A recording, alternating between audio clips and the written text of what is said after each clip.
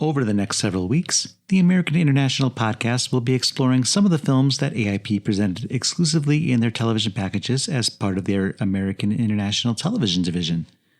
Many of these films were imported from foreign markets, others were made specifically to be included as part of their television packages, and a few were picked up from other domestic distributors following their theatrical runs. In this series, we will be looking at films that are associated with the AIP as a result of being presented in these television packages. We're not talking about actors. We mean a real monster. I brought her back. She'll live and I'll get her another body. I know they're going to catch me, but don't let anyone see me like that. Please, doctor, help me! Biologically speaking, it's of primary importance that man should want to mate. Hey, that's... You don't get all your kicks from surfing, do you?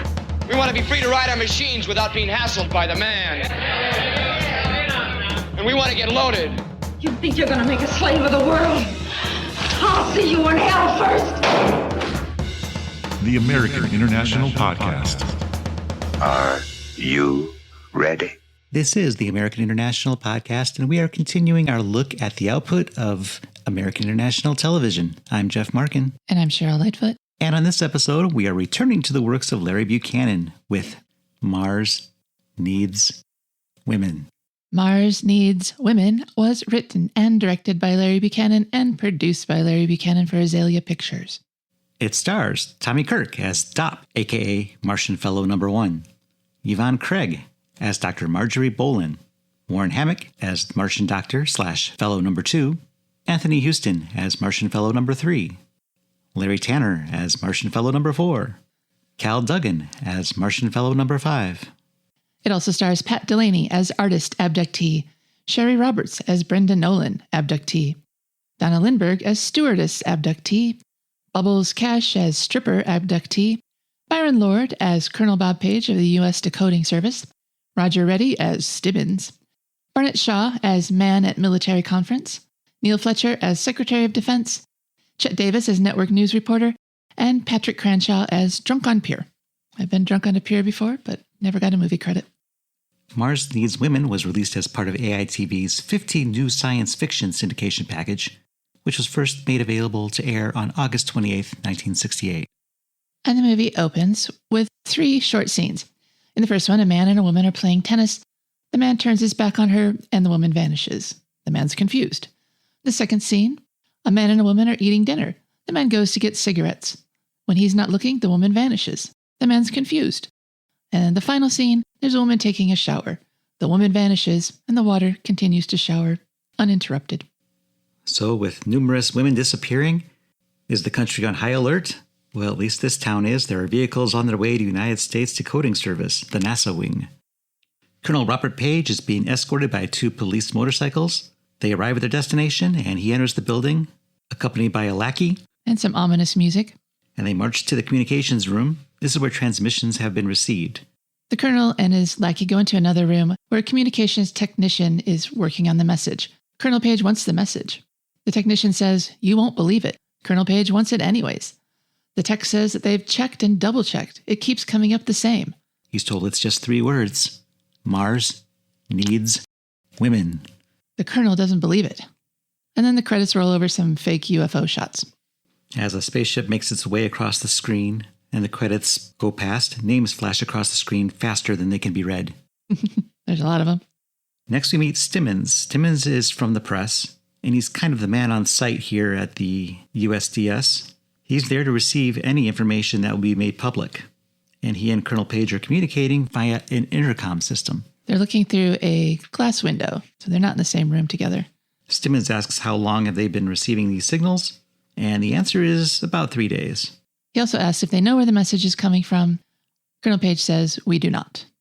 And Stimmons is smart enough to know that Colonel Page wouldn't be there if the message hadn't been decoded, so he asks for the translation. And Colonel Page says, "That will have to come to you from another level." Then the colonel cuts off communication. Stimmons doesn't realize at first that he's been cut off, but once he does, he's bitter. Colonel Page goes to talk to the secretary. Secretary of what? We are not told. He delivers the message. The secretary thinks that it's a gag, a prank, but Colonel Page doesn't think so. They've checked over and over. The secretary says that he will notify the president. They discuss how much to tell the public to inform them without panicking them. Colonel Page goes out and the secretary calls the president, as promised. When the colonel goes back to the communications area, he is informed that the messages have changed. Now they're going to have direct communication. With that, a mysterious alien voice comes over the loudspeaker. The camera zooms in on the speaker, and the voice tells them that they've attempted to collect women via transponder, but they have failed. Uh-oh. So they will make in-person contact. The voice then requests that all Earthmen should clear the center of the room by 3 meters. As they do so, Tommy Kirk appears. He's wearing a green pleather suit. The colonel barks at him to disclose his identity. He says he is DOP from some district of the planet Mars. He is asked to state his purpose. He says there's been a critical recession in Y chromosomes, resulting in an imbalance of female births, to the point where the ratio between men and women is now 100-1. Now the colonel demands that he define his mission. DOP says that theirs is an experimental mission. They brought over 5 Martians and have 5 empty seats to fill with women, volunteers, who are fertile and healthy and not married. Page growls that they can't do this, and DOP says they're going to do it with or without permission of the government, and then he vanishes. Through a montage, then, we learn that the president has urged all of the countries to put aside their differences to face this new common enemy. This is followed by a long sequence of stock footage. We see a jet flying around, while communications between the pilot and the base are allegedly played back through the loudspeaker in the communications area. Colonel Page and all the others listen and react, and listen and react. We learn that jets have been approved to fly out to intercept the Martian ship, despite the fact that their radar has been disabled by the Martians. Then there's a lot more stock footage. Everyone is still standing around watching that speaker. It gets more screen time than most of the other characters. Colonel Page tells us that the Martians have neutralized everything that scans, but they've left the voice communication channels open. For one thing, it doesn't harm them because they can listen without finding them. And also that allows the Martians to hear us, Earthlings, failing to fight back, and that makes them feel superior.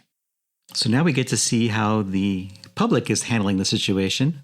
We're on a dock with 2 drunken fishermen ending their day when they see a flash in the sky, but they can't report it because they've been drinking, so no one will believe what they saw. Just another pink elephant. Now we see some amateurish footage of a fake flying saucer gliding through some fog. It lands at a water treatment plant with a giant phallic tower out front. The 5 aliens, with DOP at the head, slowly exit the craft. They're all wearing pleather suits and red headphones.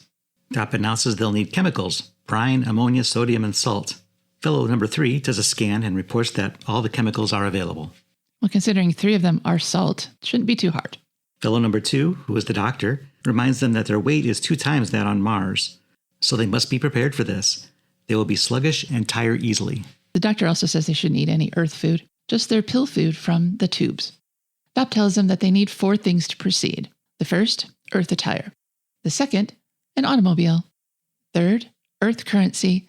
And 4th, a map of the city and its environs. He assigns fellow number 3 to the task of retrieving the currency and map, telling him that the most expedient place to find these things is colloquially known as the filling station. He also answers number 3's question about what to do if there's resistance. He reminds them that this is a non-violent mission, and that if there is any resistance, they should use their hypnosis powers. So fellow number 3 transponds to a filling station. He steps on the bell to let the attendant know he's there. He ducks on his side, and when the attendant comes out, a light karate chop on the neck takes care of him. So much for non-violence. So fellow number 3 heads inside. He raises the cash register and grabs a map from the stand on the wall. Fellow number 4, on the other hand, has been assigned to get a hold of a vehicle. They must find one that will be inconspicuous and not missed for the length of time they will be using it. So he goes to an airport and grabs a car that has just arrived. Fellow number 5 is in charge of getting the outfits. He ends up at a men's shop, and we hear DOP voicing over that he has to make sure that the sizes all fit and to pay attention to the conversion charts for sizes. So reunited, the Martians are all trying on their new suits. One complains about the neckties, and they can all agree that these outfits are restrictive. And that the Martians have given up on neckties over 100 years ago. So apparently their culture aligns very closely to that of Earth. They know how filling stations work. DOP also scolds number 3 for resorting to violence. And then he tells them what they have to do. They each have 24 hours to locate, examine the medical records of, and abduct 1 woman. So they all get in the car and drive into the city. Fellow number 5 gets dropped off at a movie theater, which is showing the fortune cookie. Then fellow number 3 is dropped off at the Athens Strip Club. Fellow number 3 takes a table in the back and angrily stares at Bubbles, the dancer. Possibly because she's supposed to be a stripper, but she goes through a whole song without so much as taking anything off, not even her gloves. And we get to see this whole routine. Finally, at the very end of the song, she does unzip the back of her dress. Dop and fellow number 2 continue to a hotel. At the desk, they're told that it's full. Because of the spaceman scare, everyone would rather be there than in their homes. But the concierge suggests that they go up to the bar just in case they have a cancellation. But they leave without giving her their name. In the bar, they ask for martinis, but apparently Texas doesn't allow mixed drinks, so they ask for beer instead. Plot Point News comes on to inform them that pretty science lady Dr. Marjorie Bolen, who specializes in space medicine and who won a Pulitzer for her book on space genetics, and who just can't hide her charm and beauty behind those serious horn-rimmed glasses, has arrived in town to consult with the military tomorrow. And this grabs Dob and the doctor's attention, and they leave without touching their beer, much to the anger and confusion of the bartender. In the lobby is a sign promoting Dr. Marjorie Bolen's news conference, Sex in Outer Space, a news conference on extraterrestrial reproduction. Fellow number 2 wonders aloud if it might not be helpful if one of their candidates for Operation Sleep Freeze to be well-versed in the field of genetics, both fundamentally and as it applies to space, and blessed figuratively as well. Looking at the sign, we see that the conference is to be held in the Coronado Room at 10 p.m. This will be important because it's a very glaring continuity error coming up. It also will be televised, we learned. Dop wonders if Dr. Marjorie Bolen might be single. Well, they don't want to anger anyone's husband by taking away his property. They can check that and her medical history with one long-distance phone call. I guess there was no such thing as medical privacy back then. Dop also mentions that they're going to need a press pass. He goes to a payphone and makes a call to the hotel's front desk. He says he's calling from the Post and he's trying to reach one of his reporters that should have just checked in. He spouts off a couple of names, but the front desk doesn't recognize them, though Mr. Fast from Seattle did recently check in, and he's in room 303. Yep, they give hotel rooms out to total strangers. Dop thanks the operator and goes back out to fellow number 2, and Dop instructs him to go up to room 303 in 5 minutes to apologize for giving Mr. Fast his room. But then Dop goes to room 303 himself. He pretends to be with the hotel, looking for a previous guest's hat. Mr. Fast lets him in to look around as he tries to phone his wife. Dop scouts the large room with a sitting area and 2 full-size beds. Then, once Fast is off the phone, Dop takes him to the window and makes him stare into the pool so he can put him in a hypnotic state so that Mr. Fast will do his will. Mr. Fast falls for the hypnosis. While he's under, Dop asks for his press card, then tells Mr. Fast that when he's unhypnotized, he will be in a post-hypnotic state and he will discover his press card is missing and then fly home, I guess to retrieve it. Then fellow number 2 knocks, and as he was instructed, he apologizes to Mr. Fast for the room mix-up. But Fast is quick to take the blame as he scurries out of the room to head back to Seattle. Then Dop and the doctor, fellow number 2, set up their transmitter and look for condition green signals. I'm not really sure how this works, but apparently they can communicate with each of the other 3, but only if there's a green light. They contact fellow number 4 and ask for a report. Fellow number 4 is at the airport trailing a new lead with the proper physical requirements. She's a flight attendant, or in those days a stewardess, with really good posture. And then we go back to the Athens Strip Club, where fellow number 3 is still angrily watching Bubbles not strip. Well, she actually has taken some more off. She's wearing a bra and a filmy half skirt, and she's still dancing. At the end of the song, she goes back to her dressing room, and fellow number 3 follows. She asks what he's doing there, then screams as he lunges at her. This is not a nice guy. Back in the hotel room, Dop makes a phone call to find out where Dr. Bolen's conference will be held, when we just saw it on the sign. The Coronado Room at 10 p.m. Doc won't be joining him, though, because he plans to nab a co-ed on the college campus, and they are notoriously early risers. Notoriously. Haha. So he needs to be there by sunup, and he's going to go to bed right now. So Dop goes off by himself. He finds himself on the elevator with a rather talkative fellow. This guy's joking about how they fell for the space nonsense again, just like they fell for the flying saucers in the 50s, and remember that radio show back in the 30s that terrified a nation? I wasn't alive then, but I know what he's talking about. Somehow, Dop resists karate chopping him as number 3 certainly would have. At the press conference, the old reporters are making crude jokes about the lucky women who will be taken to Mars. 100 men for each of them? Har, har, har. Side note, no, that would be a nightmare. Stimmons and Dr. Bolen look on disapprovingly. Dop enters the room as the yucks die down. Dr. Bolen stands up and snaps at the men for making jokes. She didn't leave her students, who obviously really need her, and come all the way there to be made fun of. She threatens to end the conference right then and there unless someone poses an intelligent question. This isn't set up as a traditional press conference. There's not a podium. She's just sitting at a table. With other people. And then the reporters are sitting across on the floor. Talking to each other, not even her. But Dop takes this moment to introduce himself as Fast of the Seattle Sun, and he asks about chromosomes having molecular differences in space, or something like that. He asks her about breaking the DNA code, which at that time was a big deal, and he asks if what happened on Mars could happen here. She acknowledges that there could be a genetic mutation that could result in such an imbalance between men and women. Stimmons asks if this means that the Martians are scary genetic freaks, like something out of a sci-fi movie. Dr. Bolen says no, there's no reason to assume that they're any different from us. They just have a teensy little genetic mutation that they have to deal with. She also is sure that they don't intend to harm us. Yet. With that, Bolen ends the conference. As the reporters leave, Stimmons introduces himself to Dop. Stimmons was impressed with Dop's professionalism and how he made a monkey out of those other reporters, and he invites Dop to join him tomorrow at Monitor 1. Yeah, that's what Dr. Bolen's going to do. She's supposed to get ready for that conference tomorrow. Then Bolen goes to Dop and thanks him for asking an intelligent question. She tells him she doesn't want to think about space anymore until she's due at Monitor 1 tomorrow morning, so maybe they could go somewhere and clear their heads. So we cut to Dop and Bolen walking around outside in broad daylight. They look like they're headed to church, but instead they go to the planetarium. The planetarium's hours are 9 a.m. to 9 p.m., and apparently this is as far away from thinking about outer space as they could possibly get. They go inside, and the elderly man that Larry Buchanan always uses in his movies tells them that they're the only ones there today. And they are, for 1 second. Yeah, it seems he spoke too soon because a gaggle of screaming youngsters run down the hallway, and they take seats in the planetarium as well. Dr. Bolen covers her ears to protect them from the sound of these howling kids. They really are screeching. But they quiet immediately as the presentation starts. There's a movie simulating a Mars launch mission where we're able to see for the first time the Earth and the Moon in transit across the face of the sun. Then the tape of the audio breaks and the kids protest. They all start screaming, "Fix it!" So Dop takes over to narrate the rest of the film, using his personal knowledge of the planet Mars.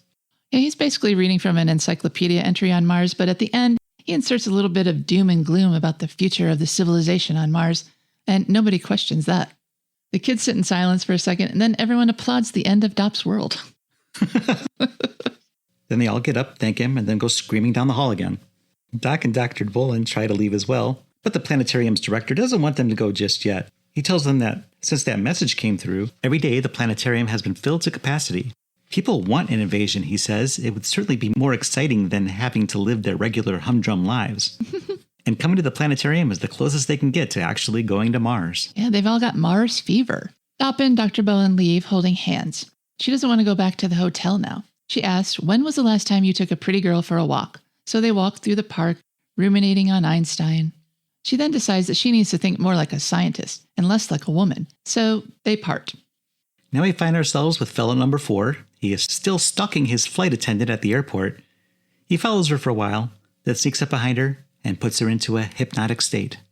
And now, sports. Number 5 attends a football game already in progress. Thousands cheer for, it's hard to tell who the teams are. And then suddenly it's halftime. The marching band and the majorettes take the field. And then comes the event we've all been waiting for, the crowning of the homecoming queen.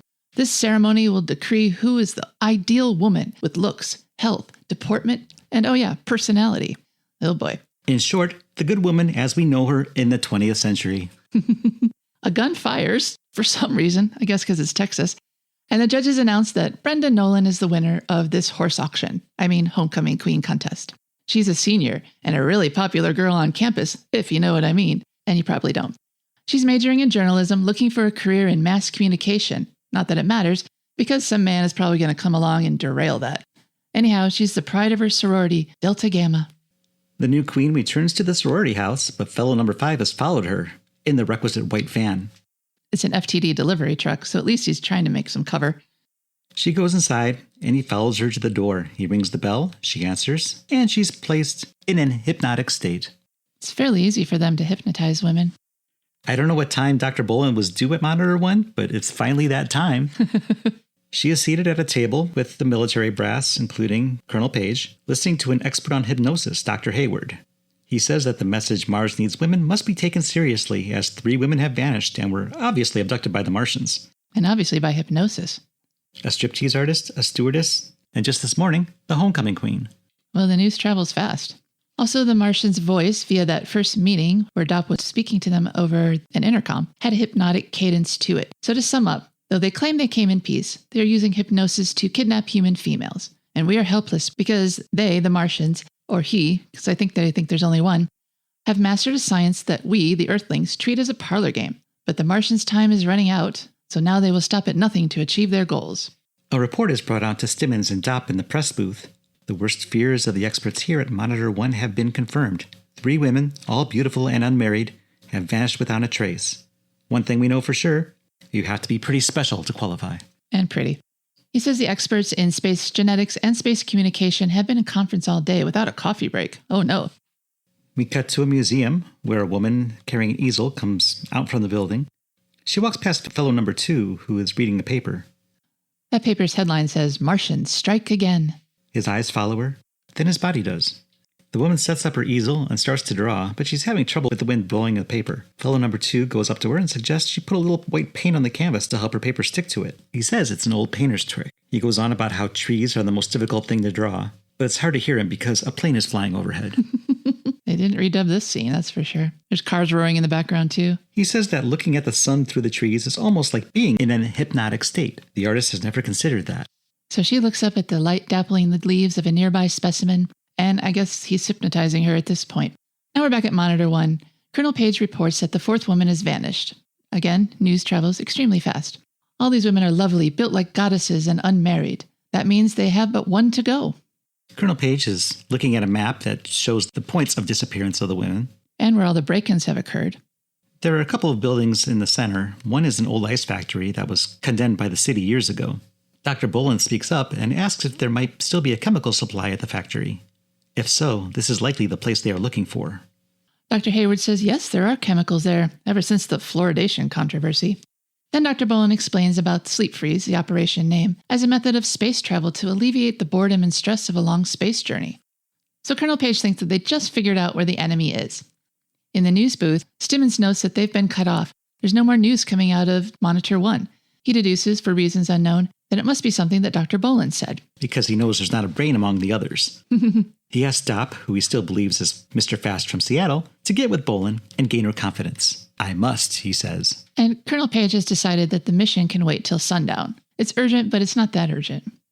Now it's the evening, and Dopp is driving Dr. Bolen around town. He asks if there's anything she would like to do this evening, and she asks if he's hungry, but Dopp says he had a late lunch while she was in the conference. Dopp asks to know how she got into genetics, and she says she's continuing her late father's work. Dopp says that he must be very proud of her winning that Pulitzer and all. And Dr. Bolen asks if Dopp would like to meet her dad. I don't know how. Dopp agrees enthusiastically. So we find ourselves in the Bolen wing of the Science Museum. Dopp and Bolen tour the exhibit with their arms around each other. There's a voiceover from a skinless woman. A transparent woman. Once the woman has finished talking, Bolen kisses Dopp. She asks him if he agrees that the study of mankind is man or woman, and Dopp responds by asking what time it is, which kind of ticks her off. They talk about their respective future plans, and she confesses to him that there's going to be a raid on the newly discovered Martian hideout at 9 p.m. And since we already found out the time, that's not too long from now, as it's 8:02. He asks why she didn't say anything before, and she says that she was sworn to secrecy, but I guess she blabbed anyways. Women, am I right? Dopp says he has to go and that she shouldn't come with him. So of course she does. We briefly visit the ice factory where fellows 2 through 5 are preparing their specimens for space travel with Operation Sleep Freeze. Then we go back to the car. Dopp is driving and Dr. Bolen is with him. They're sitting in grim silence as they arrive at the ice factory. They go inside and Dopp yells out for them to abort the mission. Fellow 2 says they've been concerned for him, and they call him Fellow 1.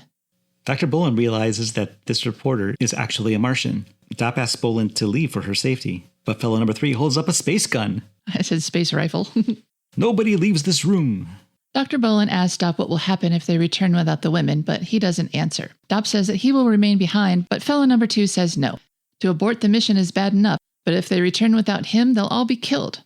Fellow number 3 suggests they take both of them and freeze Bolen en route, but fellow number 2 nixes that idea. He tells Dopp that one must go, and Dopp must make the decision. Dopp notes with a pained look on his face that if Bolen goes, she's going as a test case for insemination. Yuck. But if Dopp goes, he will have to face the consequences of the failed mission.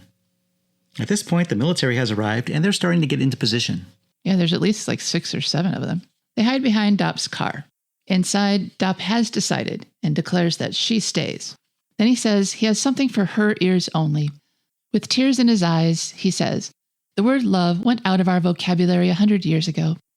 But that word must be the way I feel about you. And then they kiss. It's all very tender. At that point, a shot rings out. Then another. The raid is on. The Martians get into their ship. Fellow number 2 stops to inform Dr. Bolen that the 4 female subjects will come out of this on their own, with no ill effects. Then he boards the ship as well. And then the ship takes off. Dr. Bolen runs outside to say goodbye to her favorite Martian as the ship leaves. Fortunately, the military has stopped firing, so she isn't greeted with a barrage of bullets. Colonel Page runs up to Dr. Bolen to badger her, asking, what were they like? Would you be able to describe them? Well, can't you tell us anything? She does not. And as we fade to black, we're left with a quote, Earth is the cradle of man, but he cannot live in the cradle forever. And that's attributed to Konstantin Tsiolkovsky. And that's the end.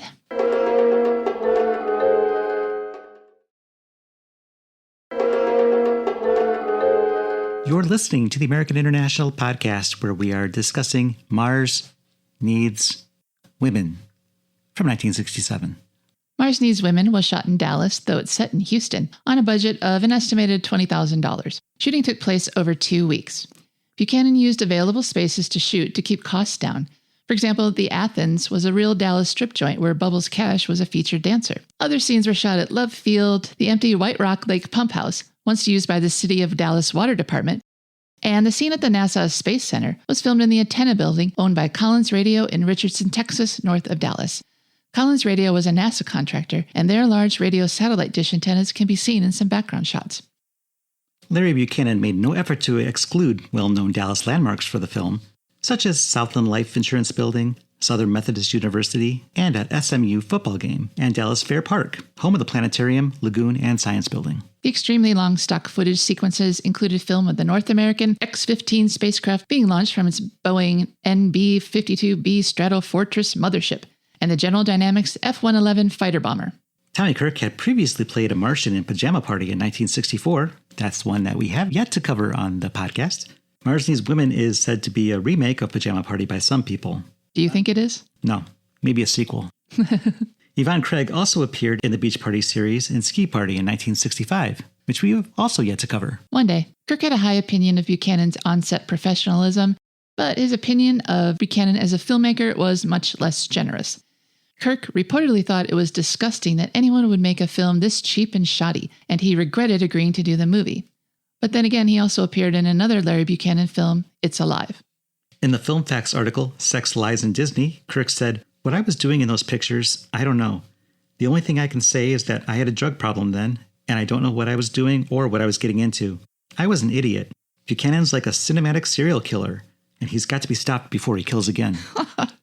But then Kirk went on to say that, "I'd like to say for me, personally, Larry Buchanan was one of the nicest, most gracious men I ever worked for. He paid me well, he was generous, and he was decent." The tagline for Mars Needs Women was, "They were looking for chicks to go all the way." This quote comes from a review of the film in TV Guide. It said that cheap, amateurish, and dull are the words that don't even come close to defining this sci-fi mess. It may be considered as one of those films that represents Hollywood filmmaking at its worst.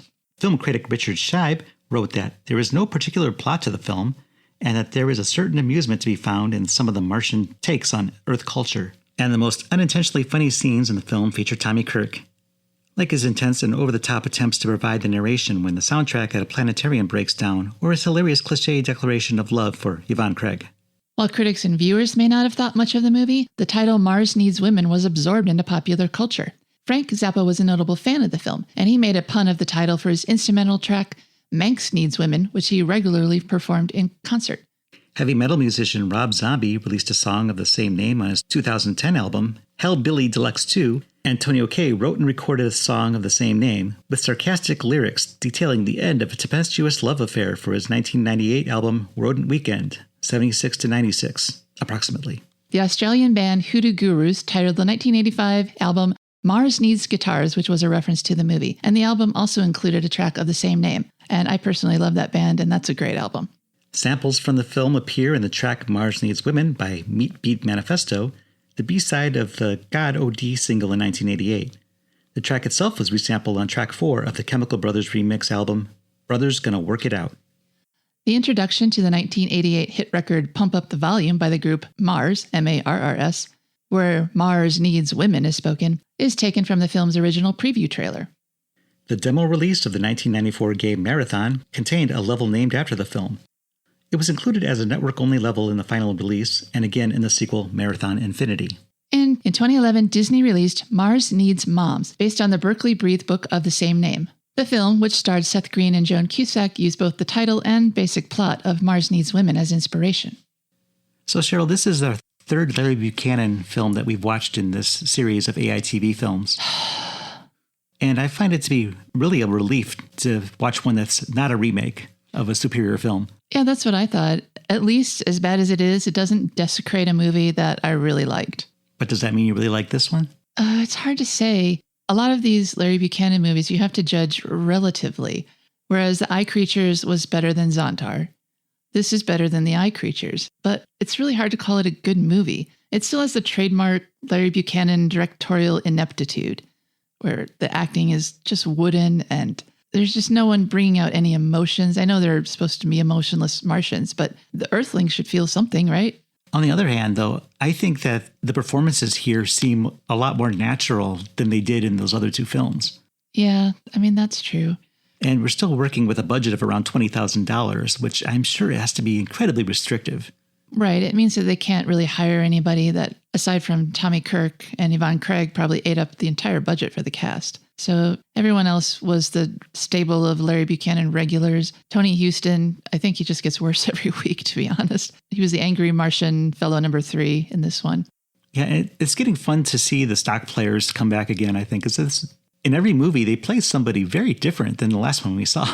Well, the cop from The Eye Creatures came back as the military lackey for Colonel Page in this movie. And he just kind of stood around and mumbled in both movies. So that was no change. What I think happens is the sound that they're recording is pretty bad. And so when they do the ADR, maybe that guy isn't available because he's the only one you can't hear. Right. Or maybe that's just how he talks and they just decided to go with it. But he sounds like he's off somewhere else in the room whenever he speaks. It doesn't have the same timbre as the other speakers. He doesn't reach the same levels, and he doesn't have the same projection that everyone else does. The man who played fellow number 2, the doctor, has been in the last 2 Larry Buchanan movies that we saw too. And I think he's fine. I think he's an okay actor. I wouldn't say he's not wooden, but he's okay at delivering lines. And it's hard to say. I can't really praise him, but he's not terrible. One thing I did like about this movie is something that might not appeal to everyone, but it has a real grittiness to it.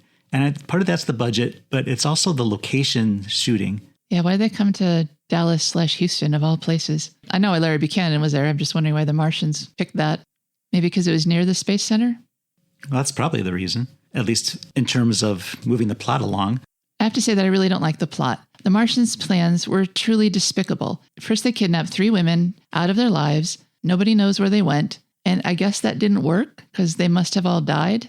They didn't go back to Mars. No, they said that those attempts have failed, so they didn't elaborate on what that meant, but I guess we can take that they did not survive the transpondence. Transpondence. But then their next plan is to ask for volunteers.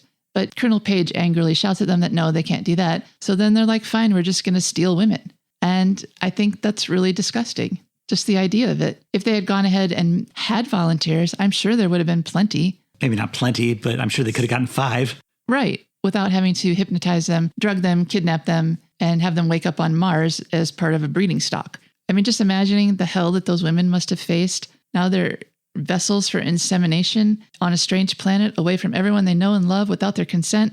That's just disgusting. Well, I think that's probably the reason why they were looking for single women, because at least if they were going to be abducting them, they'd be abducting people who may not be missed as much. That may have been an acceptable attitude back then. I sincerely doubt it. But it absolutely is not an acceptable attitude right now. There's no way that they wouldn't be missed. One was a frickin' homecoming queen, for God's sake. She never even graduated. She had a whole life and career ahead of her. And she may have gotten married and had kids. Who knows? She didn't get the chance. And when I was talking about the grittiness of the locations, you know, they just went to that movie theater that just happened to be playing The Fortune Cookie.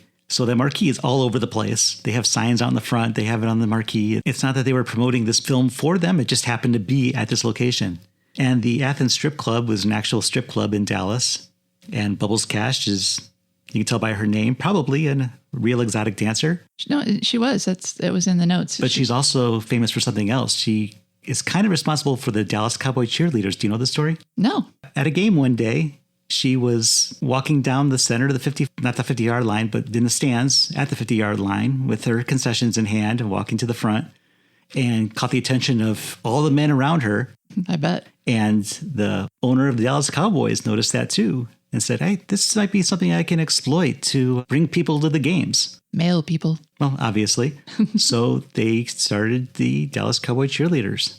Sorry, was that the first NFL cheerleading squad officially? It sounds like it. I didn't research that, but it sounds like that was probably the case because I can't imagine that she would get that credit otherwise. So had she been kidnapped, she definitely would have been missed. No, because we just wouldn't have cheerleaders. We wouldn't know any different. Oh, I think we know something was missing.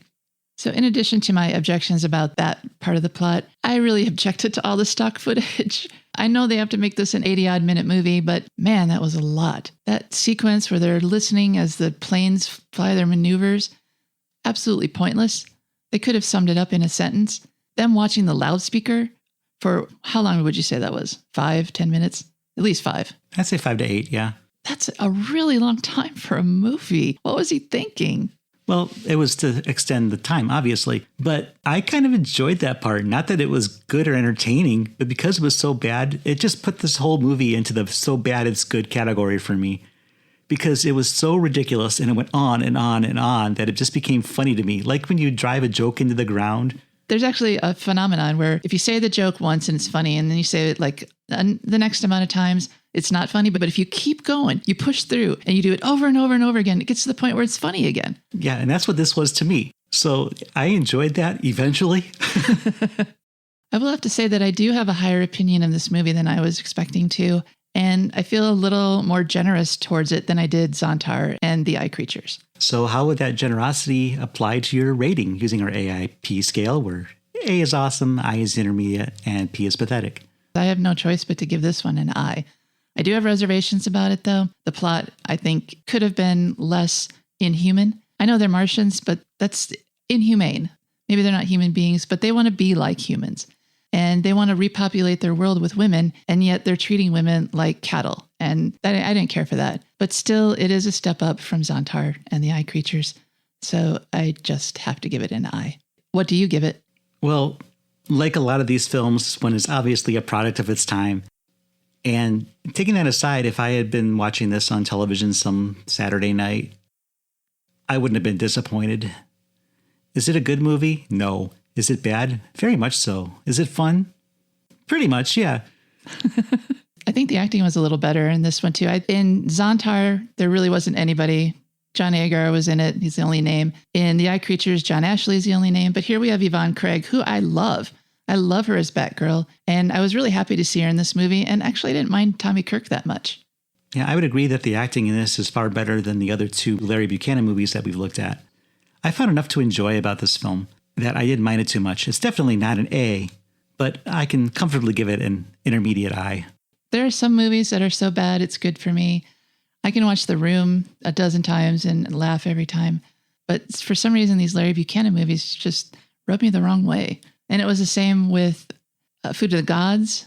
I didn't enjoy that. It was just bad to me. And to you, you enjoyed it a lot. You gave it an A and I gave it a P. But this didn't really hit the threshold of so bad it's good, but it wasn't that bad. Well, looking back at the other Larry Buchanan remakes, I wonder if I would have had a different opinion had I never seen the originals, especially if I had seen them at the time of release in the mid-'60s. Yeah, in the mid to late 60s. Too.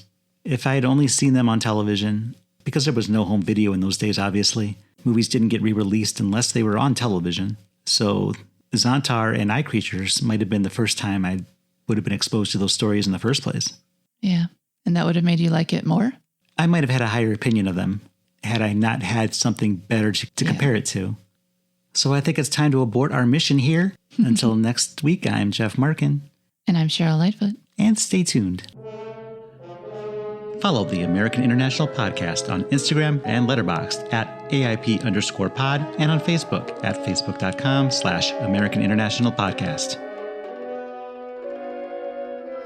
The American International Podcast is produced and edited by Jeff Markin. A man whose mind is distorted by hatred. And Cheryl Lightfoot. A girl hungry for too many things.